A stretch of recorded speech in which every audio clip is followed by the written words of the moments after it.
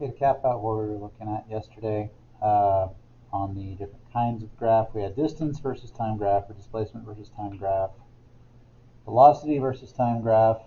Last one, and the one which in my opinion is kind of the least useful, is the acceleration versus time graph. And acceleration versus time,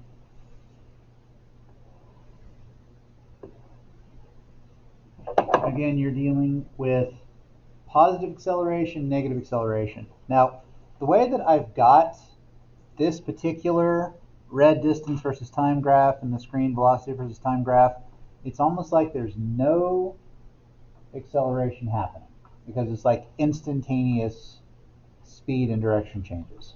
Okay. So if I can kind of pare that back just a little bit, I'm going to see if I can get rid of some of this crap. Okay.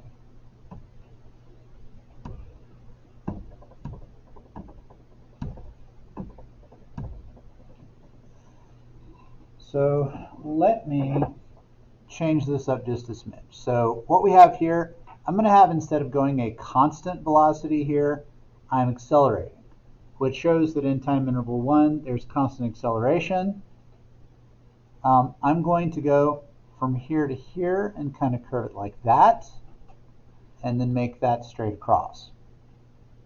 Okay, and I'm going to see what that does in our velocity versus time graph. Since it is beginning to slow down a little bit, my acceleration is actually going to be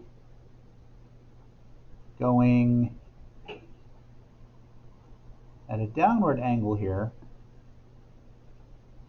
And then once I get to this point, velocity is going to be 0 like we had. I should probably just extend that down. So looking at our same time references here, time 1, time 2, time 3. So I'm going to say that during this portion right here, my acceleration is positive, and I'm going to say that I've got positive acceleration happening at a constant rate. Okay, I've got negative acceleration happening here, which means that during this time interval, it's going to be something like that. And then again, during this point here where it's staying in a constant position, there's 0 velocity. There's also going to be 0 acceleration during that time. Okay. So taking a look at those three as written, does that kind of make any sense? Okay. They're all telling the same story.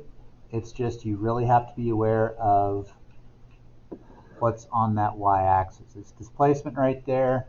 It would be velocity right here, and it would be acceleration right there. And that kind of finishes up the graphs. So questions? Okay. What else do you want to hear about? Can we go over the rules for the picture? Yeah. For what? The sig fig. Sig fig rules? Hold on just a sec. Okay. So scalar versus vector.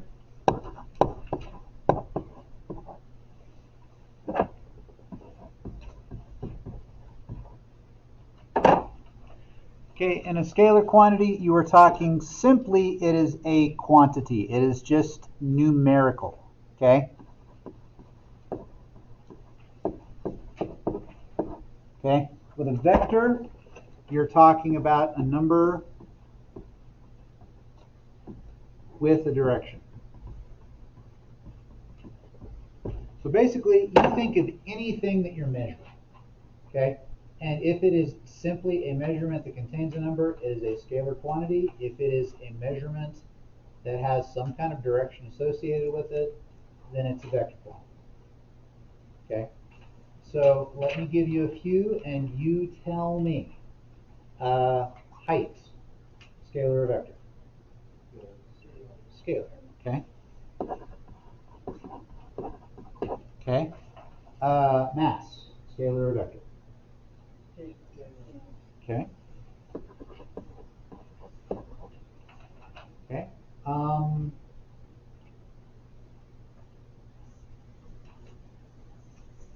Meters per second.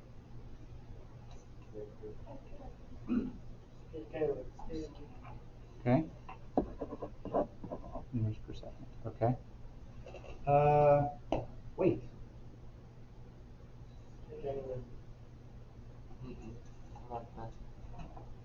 Well, let's talk about that. You could argue either way.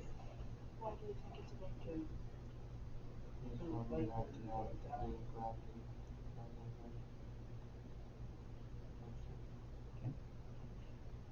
I am exerting a weight force, but am I exerting it in all directions?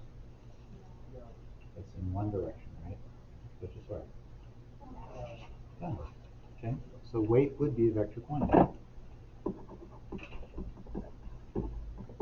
Okay. Velocity. Why? In order to have velocity, you have to be gone in one direction. Okay. Okay.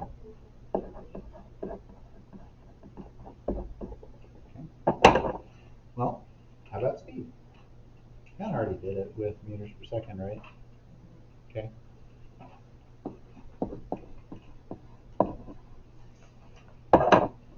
Okay. Oh, I'm having a hard time thinking of other vector quantities. Okay, yeah, forces. All forces have to happen in a certain direction. Okay, well, up, down. Friction part of the vector? Friction? Yeah, because friction's a force. Absolutely. We talked about that, mentioned it in passing yesterday when we were going over the checkpoint, that friction happens in an opposite direction to whatever direction the force of motion of an object is if it's on a surface. Okay. What about torque?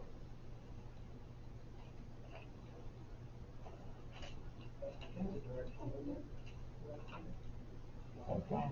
Right. Yeah. Clockwise, counterclockwise. I'll think of any others. I really can't. I'm thinking maybe there will be a question concerning scalar versus vectors. I'm not going to spend a whole massive section on it. Okay. Anything else?